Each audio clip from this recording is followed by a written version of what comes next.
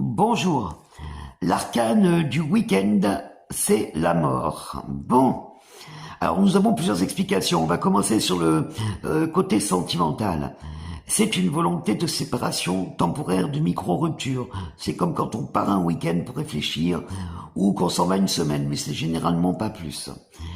Dans le cadre de cette réflexion, on sait qu'il faut détruire du vieux pour construire avec du neuf. Ça ne veut pas forcément dire qu'il faut changer de personne, mais ça veut dire qu'il va falloir réfléchir, reposer les choses avec un esprit calme et transformer cette relation. Voilà, donc c'est bien un symbole de transformation, quoi qu'on en dise. Je vous présente Crapidou, il va passer par là.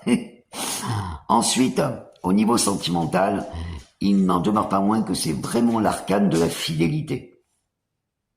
Donc déjà, elle a des aspects particuliers. Sur un point de vue travail, là aussi, ça veut dire qu'il faut faire une pause dans sa tête et réfléchir. Parce que quand on a ce côté rectiligne, il faut pas hésiter à demander de l'avancement, à demander le soutien hiérarchique, voire à aller au-delà de ses projets et même supprimer une certaine partie pour en faire une nouvelle. Car la mort, c'est toujours ça, ramener toujours quelque chose de nouveau. Donc, c'est également une carte de remise en question dans le monde du travail, mais pas dans le travail en lui-même, dans la façon de travailler.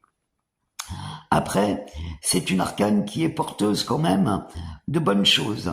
En voyant, si elle sort dans la quatrième maison, ça veut dire qu'il y a un bébé à venir. Donc, elle a plusieurs symboliques, elle n'est pas si horrible que ça. Donc, voilà.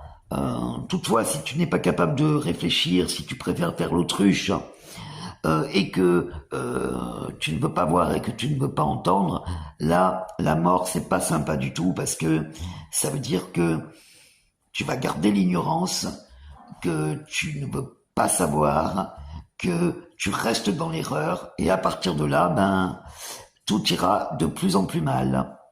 Bon week-end!